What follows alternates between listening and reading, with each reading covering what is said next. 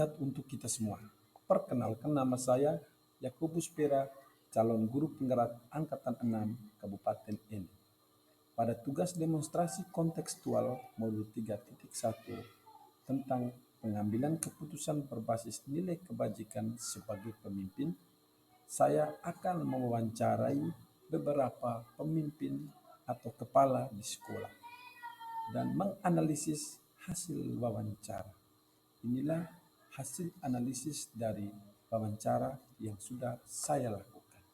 Sekolah minta maaf waktunya sebentar, saya ganggu.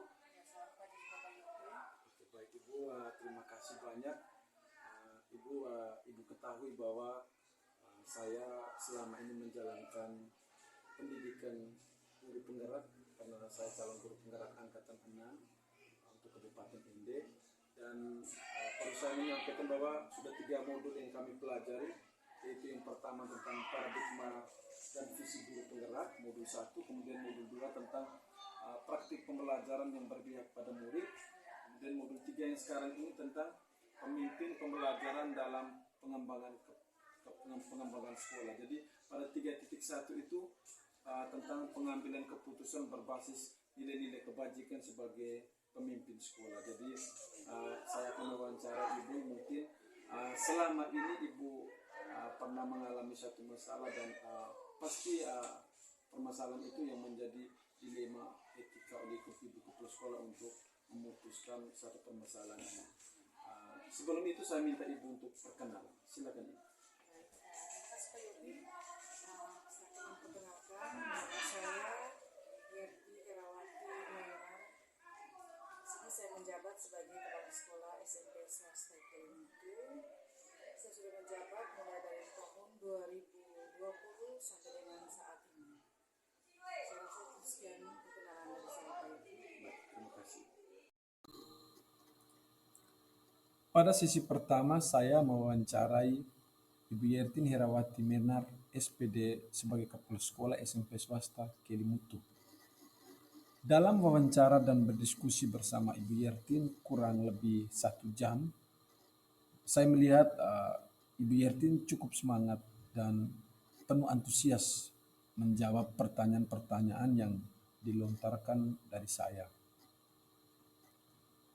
Ibu Yertin juga menceritakan salah satu kasus yang menurutnya susah ia putuskan dengan kasus tersebut, di mana ada salah satu siswa kelas 9 yang kurang lebih 1 bulan mengikuti ujian.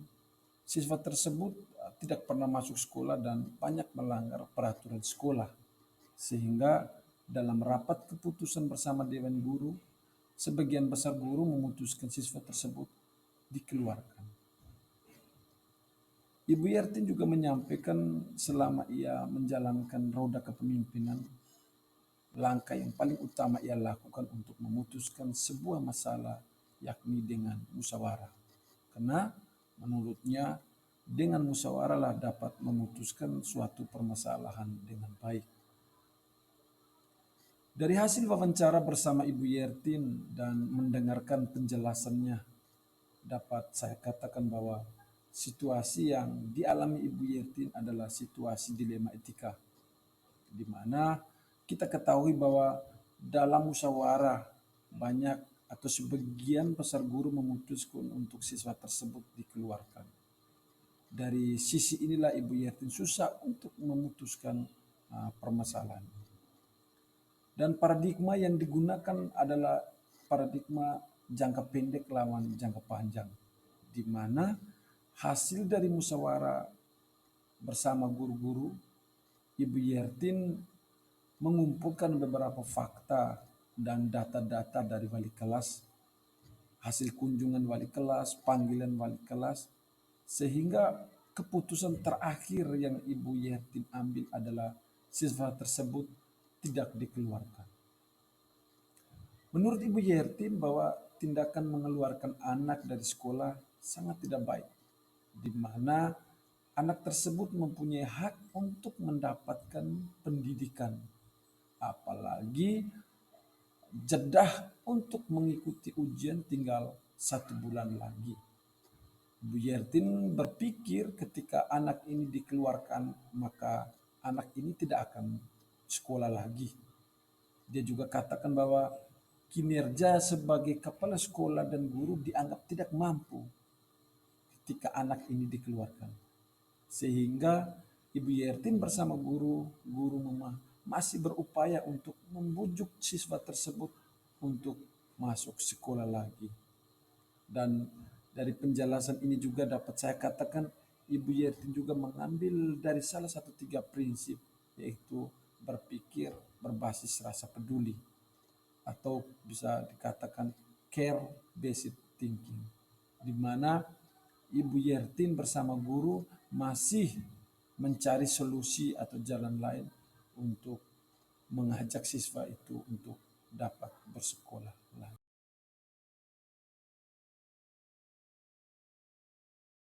Perkenalkan, nama saya Yakobus Pira, calon guru penggerak angkatan 6 dari Kabupaten Ende. Tempat bekerja saya di SMP Swasta Kilimutu Ende di Jalan Durian.